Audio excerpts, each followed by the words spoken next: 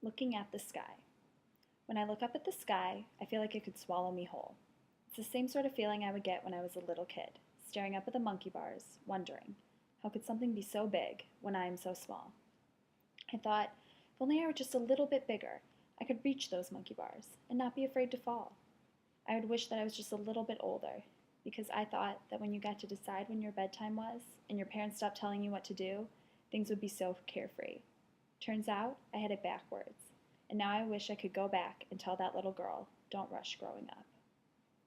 When I wasn't staring up at the monkey bars, I would spend hours just looking at the stars, lying on my back in thick green grass, looking for the stars that lay hidden behind thick clouds, and waiting for winds to clear the sky so that I could see them shine. Sometimes I feel like we are those stars, making our own clouds, just waiting for someone to come around and be our wind. But how are we supposed to find that person? The one who can see a glimmer of light even before those clouds have cleared? When I was little, I thought that a prince would just show up one day. He would sweep me off my feet and we would ride off into the sunset together. Never worrying about whether or not we were right for each other, we would just know. Now, when I look up at the sky, I wonder, how will he ever find me? But I'm not some blonde-haired, blue-eyed Cinderella who needs saving.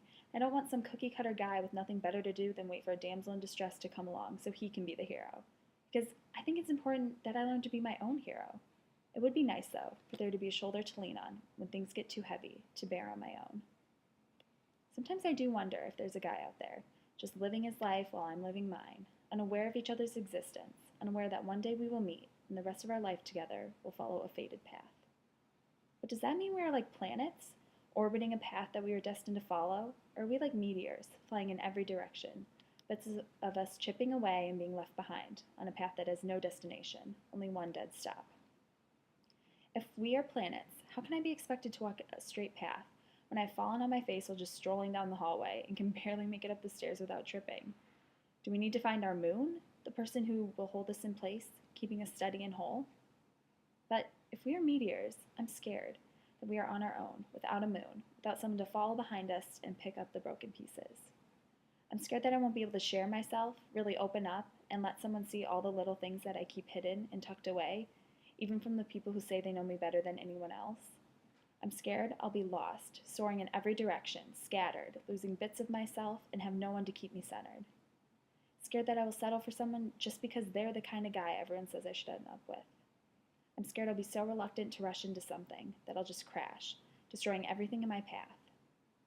Scared that when the time comes, I won't be brave enough to let go and really trust my heart.